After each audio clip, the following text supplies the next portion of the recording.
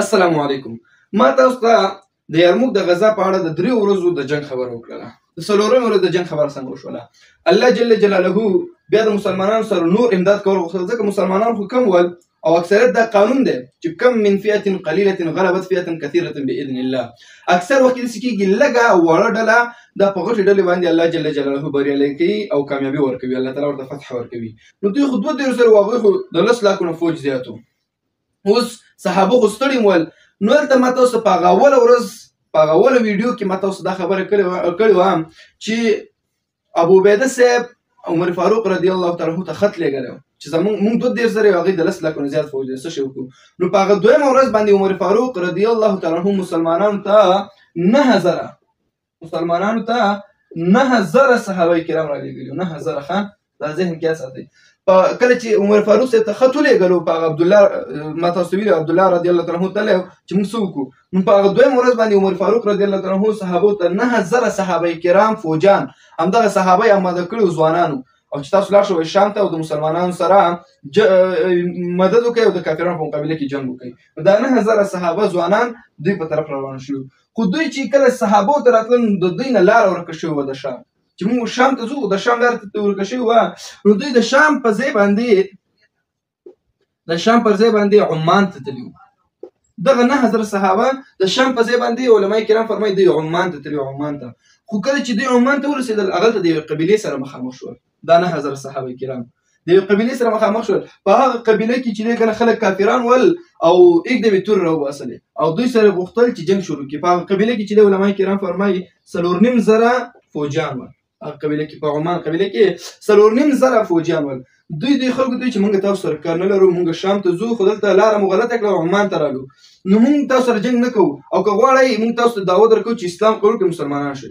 دوی خو چې موږ خو زورور یو، غوسه ورغله او په دوی باندې حمله کول غوښتل. دوی خو 9000 او دوی 4.5 نو دوی په ډېر ول او صحابه خو قوي دي ماشاءالله، هغوی په شپېتو نفرو 80,000 ته شکست ورکړه. دا خو 9000 او دوی 4.5 کافران ول. نو دوی چې دی بیا په دوی باندې حمله وکړله. چې حمله یې وکړه چې تاسو نه سمېږئ چې راځئ خوند درته جنګ وښیم که نه. نو بیا دوی باندې حمله وکړه، دوی ټول مردار کړل. دا 4.5 کسان یې ټول مردار کړل او د دوی نه سرونه پرې کړل. څومره عسکر چې ول فوجیان د یار یو نه سر پرې کړو او دا سر بیا په نیزه کې ورکړو او د شام لارې پیدا کړل. دغه 9000 کسان هم دي هغه 2.5 صحابه کرام وو چې څومره هغه 2.5 ما تاسو ته مخکې ویلي د ابو عبیده صاحب په مشرۍ کې چې وو هغې ته یې ځان راورسولو. کله چې راغله وایي تاسو څوک یې؟ ابو عبیده صاحب ورته فرمایي وایي موږ حضرت عمر فاروق رضی الله تعالی عنه رالیږلي یو، حضرت عمر فاروق صاحب رالیږلي یو او ستاسو د مدد دپاره. هغې ورته وویل و چې دا اوس ډېر ښکار شو. دا سرونه د څه شي چې په نیزو کې ورکړي دي، وایي دا موږ نه لاره غلطه شوې وه چې موږ شام ته راتلو د هغې په ځای عمان ته تللي وو او هغلته د نورو خلکو سره مخ شو، هغې جنګ ته امادګي ونیوله، موږ ترې سرونه پرې کړل، دا مو راوړل. وایي دا مو ډېر ښکار کړی دی. وایي اوس به کافران بیخي ډېر زیات وډار شي. وایي تاسو تیار دمم یئ؟ زموږ دا کوم ملګري چې دوی 4مه 3مه ورځ ده چې جنګ کوي په جنګ کې ډېر زیات ستړي شوي دي. وایي داسې کار وکړئ چې تاسو دا 9000 فوج ټول دمه یئ، سبا ته دغه ټول دغه 4.5 دا سرونه چې نیولي دا په نیزو کې همداسې ونیسئ او جنګ ته به ووځئ په 4مه ورځ د جنګ باندې. ښه تاسو چې کله جنګ ته ووځئ کافران به تاسو وګورئ چې او زموږ ملګري څومره ډېر شهیدان کړي دي، مردار کړي دي. دا کافران به وایي زموږ ملګري څومره ډېر مړه کړي دي. درنه وبه ډار شي او تاسو تیار دمم یئ، موږ به پې هم حمله وکړو، تاسو پې هم له اوله کې حمله وکړئ، تاسو تیار دمه یئ، نو بس انشاءالله دوی ته الله تعالی شکست ورکړي. خو چې کله دا سرونه یې وکتل په 4مه ورځ د جنګ باندې، په 4مه ورځ دغه 10 لکه فوج دیرجان ټول جنګ ته راویستی و.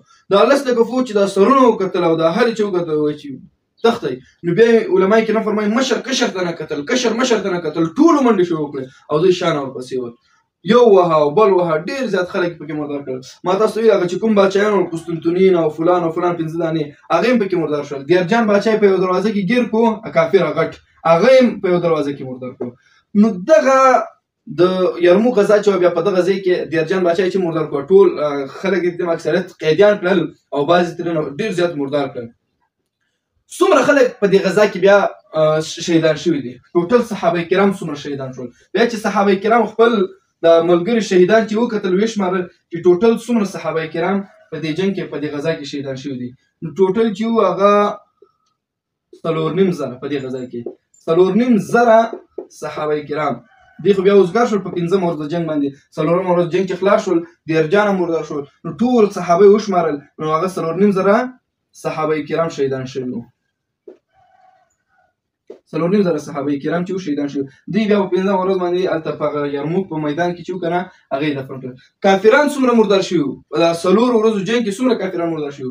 علما کرام فرمایي د بابل حساب به درته ولیکم 2,00,000 2,00,000 تاسو ځان سره سوچ کوئ په 4 ورځو کې څوک 2,00,000 چرګوړي نشي حلالولی ښه 4 ورځو کې او دوی په 4 ورځو کې 2,20,000 کافران مردار کړل.